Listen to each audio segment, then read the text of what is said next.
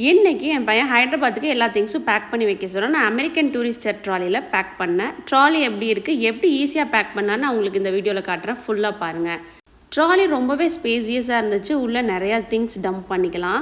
ஈஸியாக எப்படி வைக்கணும்னு கேட்டிங்கன்னா, நம்ம கிளாத்ஸ் எல்லாம் வந்து ரோல் பண்ணி நல்லா டைட்டாக ரோல் பண்ணுங்கள். எனக்கு ரோல் பண்ண வரல, ஆனால் உங்களுக்கு டிப்ஸு சொல்லித்தரேன். நல்லா ரோல் பண்ணி வச்சோம்னா துணி நிறையா வைக்கலாம்.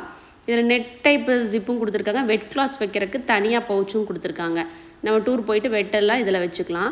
இதில் பாருங்கள், இந்த கிளாத் ஜிப்போட அவைலபிளாக இருக்குது. இது ரொம்ப நிறையா ஸ்பேஸோடு கொடுத்துருக்காங்க. இதுக்குள்ளேயே தனியாக பவுச் வருது. இதில் பாத்திங் மெட்டீரியல்ஸ் எல்லாம் நம்ம எடுத்து வச்சுக்கலாம் கிட்ஸுக்கு.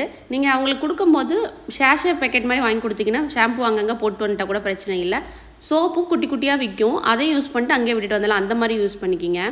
இதில் நம்ம வேணுங்கிற மாய்ஸ்சரைசரு, க்ரீமு எல்லாமே அந்த பவுச்சில் நான் எடுத்து வச்சுட்டேன்.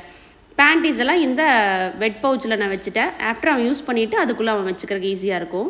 இந்த மெத்தடில் பேக் பண்ணி கொடுத்துட்டிங்கன்னா அவங்களுக்கும் எடுக்கிறதுக்கும் ஈஸியாக இருக்கும். நீங்களும் ட்ரை பண்ணி பாருங்கள்.